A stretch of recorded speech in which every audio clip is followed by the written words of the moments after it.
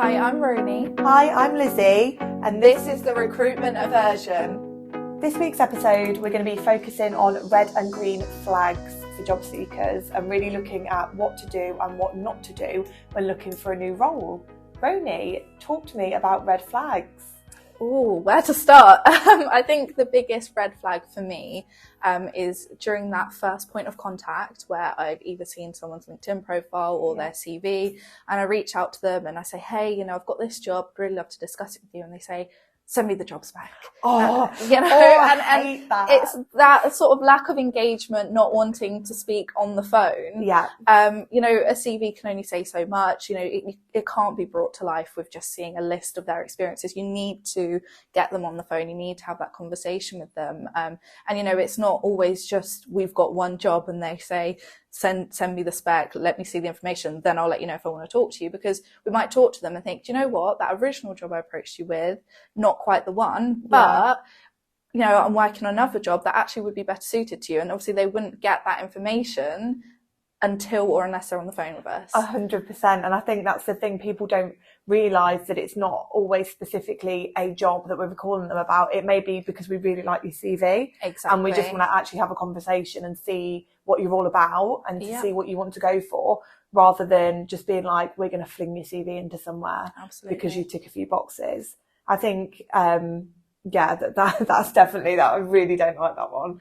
Another one, for me, when I look at people's CVs in initial conversations, is job hopping. Yes. And I see it loads at the moment. I can understand after the pandemic, a lot of people did like temping for a bit, and where that's clearly described and everything, then of course, but people who have gone to a job for a couple of months and then gone, no, I don't like it, left. Yeah. No, I don't like it, left again. And it's like, where's the longevity? Where's the perseverance in actually sticking something out? Yeah, and I think that's very different to those who will, be in a job for 6 months and then, get a better opportunity elsewhere where they're taking the next step in their career. We're not talking about that. We're talking about people who, they're staying at the sort of same level of role, but just jumping between companies. Obviously, that is a huge red flag, definitely. No, definitely. I think as well, I suppose this maybe links a little bit back to your first one about just send me the job spec, is people refusing to sort of speak on the phone, where they are literally just trying to cut you down, be like, no, I've not got time today, or just email me, and then hanging up the phone. Yeah. That for me is another red flag, and I'll probably just never call you again. Yeah, or just being rude to us in general. We are going to help them get their foot in the door. We're going to get them through to the companies that they want to be working at. Yeah. Sometimes we are the exclusive recruiter for those companies, which means, they can only be put forward to that job if it's through us. If they're going to be rude to us, they're not going to get the jobs that they want to get. So, it is, I think, just basic decency and manners, really. Yeah, it is, isn't it? Do you have a lot of people being rude to you? Not too often, luckily, but it definitely does happen. And, even if they're the right fit on paper, if they're rude, I don't want to be sending someone rude across to a client, because what if they're rude to the client? Or, say if it's a customer service job and that's not right. That's not right. They're not going to be able to do the job if they can't be polite and just have basic manners. And I think if you can't engage on the phone, how do we expect you to engage, as you say, in an interview with our client, or engage just generally in the job role? Because I think people's skills are a big thing, and I think people are kind of rude to us because they're like, no, I don't want to deal with an agency, and then it's like you say, we recruit exclusively for a lot of clients, and I think what people don't realise is we are the first stage interview quite a lot of times. Absolutely. So if we're calling you for a chat and then we're asking to book in a Teams call, it's because you're going for first stage interview, not because we just fancy a bit of a chat. Yeah. Like we'd be wasting our time as well as theirs. It's always for a purpose. Yeah. And I think sort of going off of that, I think engagement is a huge thing. If I speak to someone and they say they're interested and then they take a week to reply to a text I've sent them, it doesn't show any commitment at all to the progress and to the process, and to me that's a huge red flag, because maybe they have other things going on, maybe they're not actually actively looking and they're just sort of sticking their nose out and they wouldn't actually go forward for interviews.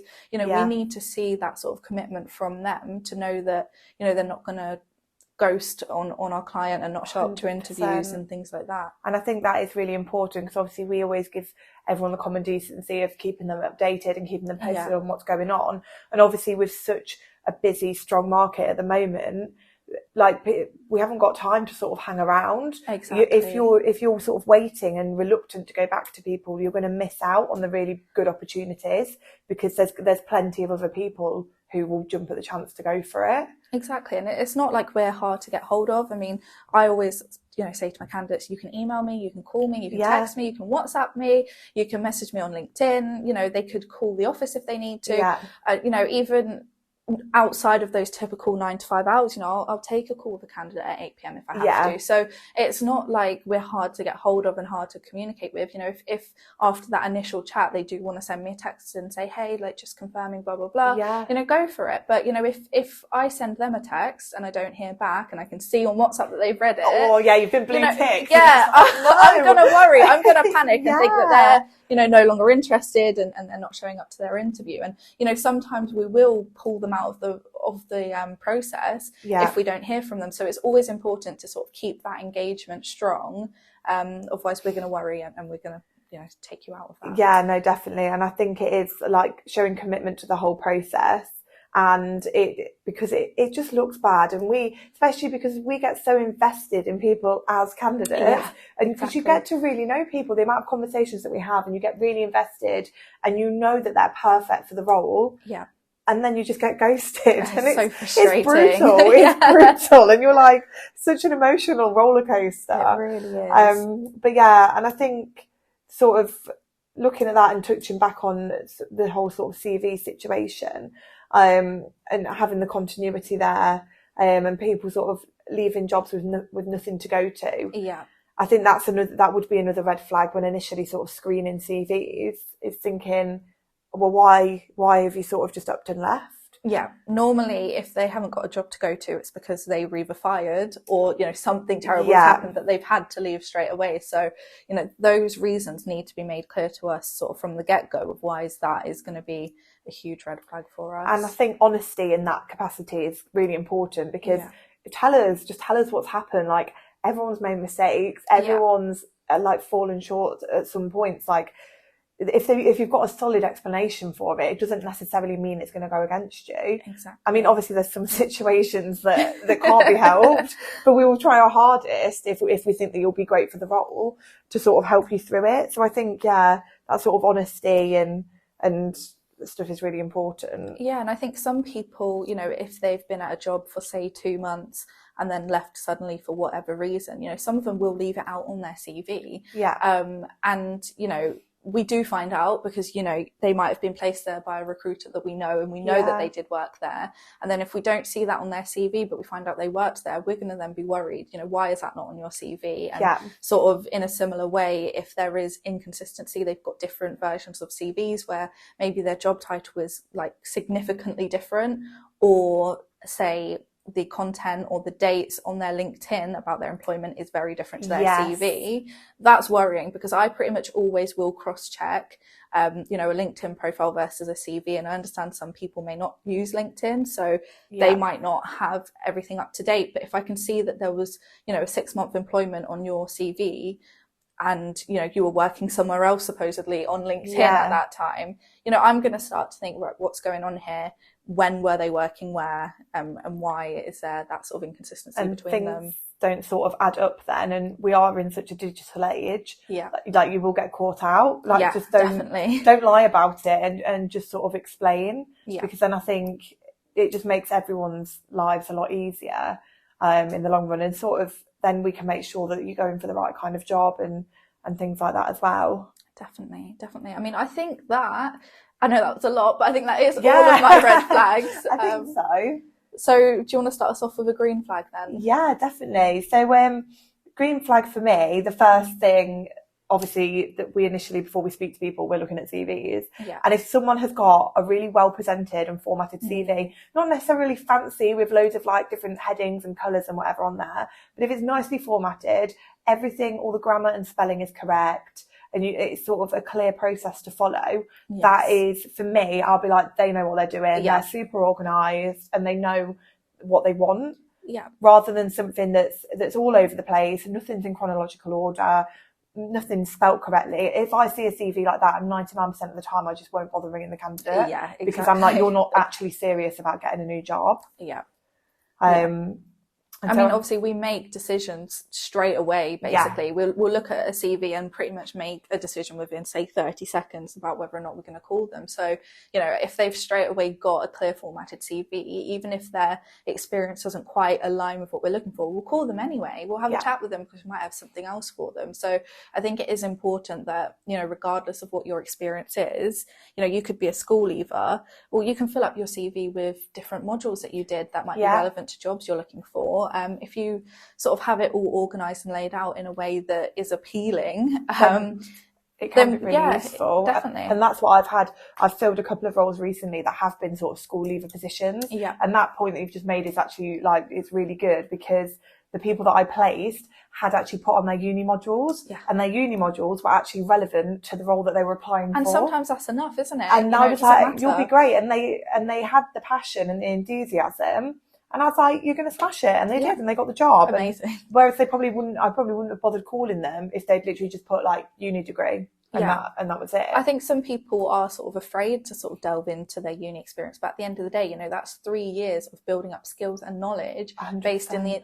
Based on the industry that you want to get into. So, you know, you might have done an English Lit degree, but you might have done a module on marketing. So you could write that on your CV and maybe apply to a entry-level marketing job, because you've got that sort of basis, that base knowledge that you would need to get into that entry-level position. Definitely. And I think if you can show sort of your passion and your reasons behind it, and I think that's another thing that quite a lot of people don't really over the phone or through their CV show an initial level of enthusiasm. Yes. They just kind of see us as a tick box, let me talk to them and then I'll get through to the company and then I'll show it. But it's like, you really have to sell yourself to us as recruiters to sort of get through to the client. Yeah, definitely. I think it's so important for them to bring it to life. I mean, I think that is another green flag on its own. If someone, you know, will on the phone bring their experience to life and talk me through it all and elaborate on everything, you know, there's only so much a CV can say. So if they bring it to life for me, you know, that opens up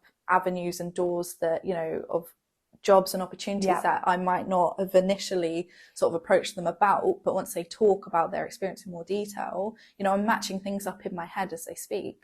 Yeah, and that's the thing. And I think quite a lot of the time as well, obviously, when you're writing your own CV, I mean, I always hated writing my CV, because you sit there and you try and think about what you've done in your job role and what you've done. But then as soon as someone talks to you about it, you remember everything. You remember so much more. So when you speak to someone, you're like, literally, start from the beginning, talk me through. Yeah. And as you're talking through those roles, as you say, you bring them to life in your head, and then you remember all the different bits that you've done. And then we can sort of delve in, ask you whether there's certain parts that maybe you've done and not thought they were appropriate. Because quite a lot of the time I've asked people questions about, say, like order processing or something. They're like, well, I didn't think that was relevant, so I left it off. And it's like, well, no, it's all relevant. Definitely.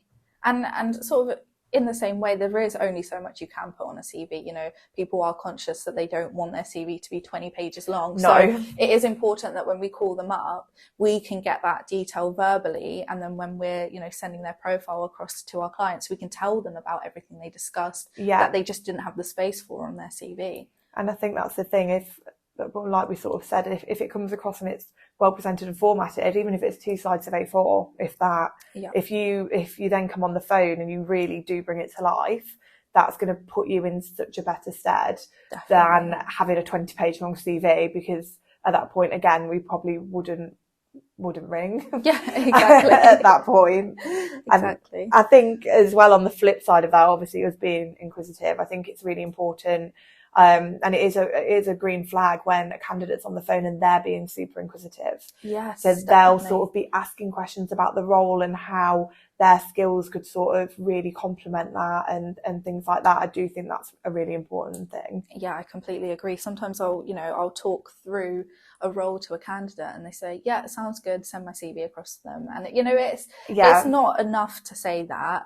You know, I want to hear them asking, oh, well, what's the office culture like? And what are their working arrangements? And, you know, what's the onboarding process like? You know, you want to feel that they are actually really interested in this.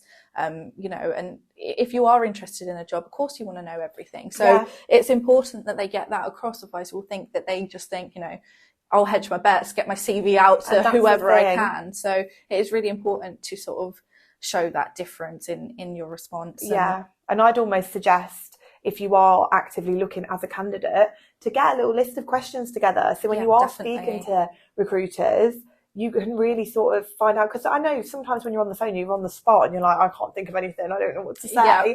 But if you know what you would, think what's important to you about going to a new company, and then make sure that you're asking those questions, because 9 out of 10 times it might be something that us of the recruiters have forgot to say when we're talking to you about the company. And it will really sort of show how interested you are in the role. And sort of how willing you are to be put forward, I think. Absolutely. And I think, you know, going alongside that, not only that, you know, them knowing the reasons that they want a new job and having those questions prepared, I think it's important that, you know, they make it clear what their career goals are and ask, you know, could this match what I'm looking for? Because, you know, as much as we want to match them to a job, they want to be matched to the right job for them. So, you know, they say, I've got this career goal in 5 years, I want to be X, Y, Z, you know, what can this company offer me? Can they, you know, pay for study support? Can they offer me extra qualifications along the side? Will they train me up in this, that, and the other? Is there progression opportunity? So, you know, if we hear from someone and they've got those career goals and they've got that ambition, to me, that's, you know, that's a green flag straight away. Definitely. And I think if, like you say, when the passion and stuff's there on the phone and you can see a sort of baseline for that skill set, then we will try our hardest to make sure that we get you in front of the client. Because if you've, half the time, you could have every skill every skill that you needed, but if you haven't got the passion for it, it's not gonna work on either end. So yeah. And on the flip side, I think it's important that they have a valid reason for leaving. You know, some people, we speak to them and say, okay, you know, you want this, that, and the other. Why doesn't your current company have it? Why are you looking to move on? Because some people, their reasons will be a little bit questionable, I think. And some people as well, their reasons could be resolved by their current employer if they actually had honest conversations. And I think if you don't sort of address that from the start, they might end up getting a counter offer and actually end up staying at their current employer. So I think it's important to, you know, speak to a candidate and say, well, what is your reason for leaving? They say, oh, you know, I want more money. Well, have you spoken to your employer? Have you said, you know, can I take on more responsibilities and get, you know, a bit of a higher pay scale because of that? You know, I think your reason for leaving needs to be pretty solid. And it does. And to show that you've really sort of thought about it and not just thrown your CV online after a rough day. If you have got solid reasons for leaving. And I think, again, on the flip side of that, and it's probably a bit of a red flag, is when I speak to candidates and their reason for leaving is something really negative about the company, but then that is quite concurrent throughout all of the places that they've left. And it kind of raises the thing as to what actually is the issue here. Why do you keep having these same arguments with different employers? Because I think, and that can be quite a tricky one to sort of obviously assess with someone. But yeah, I think that's all my green flags I can think of. I mean, I guess to summarize, it's, you know, make sure that your CV is clear and formatted. Make sure you've got your story straight about, you know, your previous employment and why you're looking to move on, and just engage in the process. Make sure you're polite to the recruiter, you ask plenty of questions, and that your communication is really there. And I think if you sort of do all of that, show the passion and everything, and also I've literally just thought of another one. I've come across so many people recently who've uploaded their energy bills instead of their CVs. Uploading the wrong file. Yeah, I literally had a court letter the other day about some family disagreement uploaded. And I was like, this shouldn't be on here. So I think that's definitely another red flag. But yeah, I think, like you say, be engaging, good formatted CV. Don't ghost us, because we're only trying to help. And yeah, I think that finishes it off for this week. Definitely, yeah. So that brings us to the end of episode 3. Next week, we'll be discussing the things that give recruiters a bad reputation.